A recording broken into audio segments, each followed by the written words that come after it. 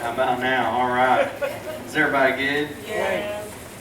Yeah, I've been running over lately. He ain't wanting to get blamed for that, is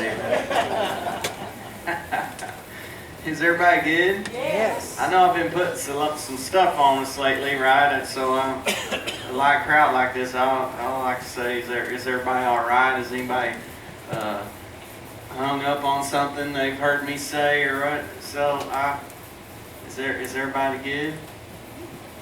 I got a starting place. I'm just giving you the chance. So, all right. Everybody's all right?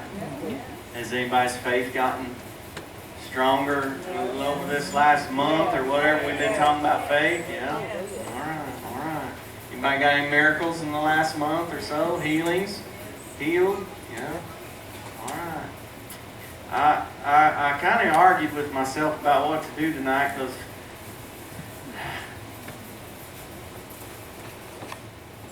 I heard Creflo. You guys know Creflo Dollar, huh? Creflo Dollar. He's made the transition to bring his whole church. He's got a big church. I mean, TV all over the world. And for a guy like that to make the transition to go full-fledged grace revelation, I mean, new covenant, no holds barred. I mean, not tiptoeing around it.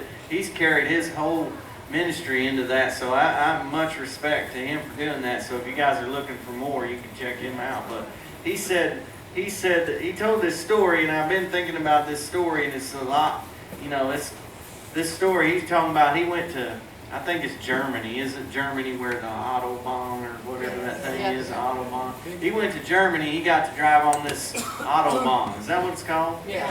All right, so on the Autobahn, there's no speed limit, So you can drive just as fast as you want to drive, right? So everybody's driving 100 mile an hour or something crazy. He said, you better drive fast or you get run over, And so he said, he's out there, he's thinking he's really going to enjoy this. It's going to be fun. I can drive fast as I want to, and there ain't no speed limit, And so he's out there driving, and so he's singing, here I was driving, and here I was having a hard time enjoying it because of where I grew up and what was instilled in me over my whole life. Even though the law wasn't there to punish me, I still had the effects of the consciousness of, man, I feel like I'm doing something wrong even though I'm not doing something wrong. So, because of where he came from and the culture that he came out of, this thing was in him, even though consciously he knew that it was all right. Subconsciously, he still had something operating a little bit. And so I was thinking tonight, I just got to talk about this because if you've been here much at all, you're going to say consciously, I've heard everything that he's saying, but I'm not going after your consciously tonight. I'm going after your subconsciously tonight. All right? Is that all right? Yes. Okay, one person said all right, so I guess I'll go on that. Because I don't think we can exhaust the subject of the goodness of God. I don't think we can exhaust the subject of the goodness of God.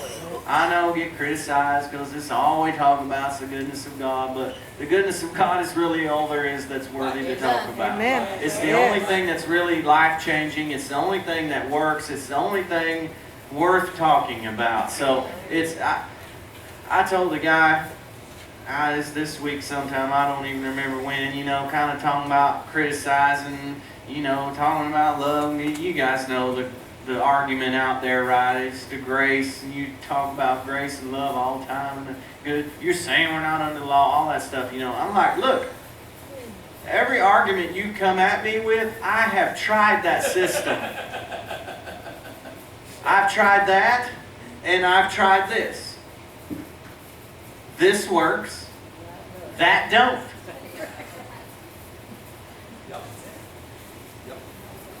Now, most of you in here know what I mean by that, right? If not, I'm going to tell you what I mean by that. Because here's the heart of God. Here's what the heart of God is.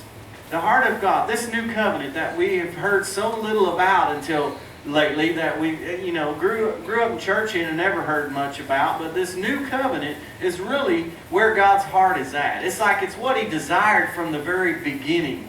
He was looking for a way to relate to man and have this relationship with man, that there was nothing hindering what He could do and how He could bless and love the man. Right? So all time went by, the fall happened, all this stuff happened, the old covenant happened, all this stuff was going on, and we've kind of formed our opinions of who God is and what God's like by all that stuff, and all that stuff was not His heart. Only until Jesus came to reveal the Father's heart, and then Jesus died and implemented the new covenant, the new deal. That's really what God's heart is. And so this new deal is like, I'm going to come up with this is just Jason's rambling. I'm going to come up with a system to where I can bless man however much I want to, even though he's not earning it or deserving it. Now that's good news for me. I don't know about you, but it's good news for you too. You might as well get honest about it, huh? He had to come. He said, I'm going to come up with a way. I'm going to come up with a system on an agreement of covenant.